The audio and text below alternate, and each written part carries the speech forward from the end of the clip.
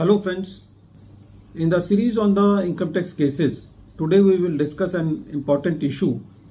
on section 154 rectification. Section 154 gives power or right to both assessing officer and the assessee respectively to do rectification for any order passed for a mistake which is apparent from record. The issue before the Honorable Gujarat High Court in the present case was that if the assessing officer misses to tax some income in the assessment of an assessee, then in that case whether he has the power under section 154 to tax that amount. This issue has been taken up by Honorable Gujarat High Court in the case of Principal Commissioner of Income Tax versus Parveen Bhai Jayanti Bhai Kapasi. This case is reported in 483 ITR at page number 263. And the date of the judgment is 5th September 2023. The present case relates to the assessment year 11-12. There was a search on the assessee. A cash of rupees 15,50,000 was seized from the premises of the assessee. And when the assessment proceedings of the assessee were going on under section 143 subsection 3, then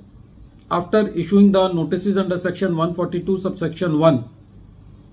the assessing officer completed the assessment of the assessee by accepting that the amount of rupees 15,50,000 does not belong to A and this amount belongs to MK. This explanation of the assessee was accepted and the assessment proceedings were made under section 143 subsection 3.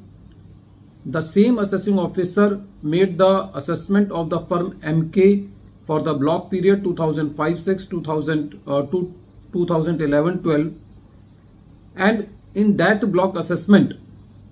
the firm MK offered an income of rupees 75 lakh which was accepted by the assessing officer, but the firm MK disowns the amount of rupees 15,50,000. After completing the assessment of the firm MK, when the assessing officer felt that the firm MK has not accepted the ownership of rupees 15,50,000, then he passed a rectification order under section 154 by saying that since the MK has not accepted this amount, so this amount should be taxed in the hands of the assessee. The assessee said that this is not mistake apparent from record as per section 154, but the assessing officer passed the order under section 154. When the matter was before the CIT appeal, the CIT appeal allowed the appeal of the assessee against the order of section 154 and said that in the present case, after due deliberation, the assessing officer has accepted the submission of the assessee and there is no mistake apparent from record because after due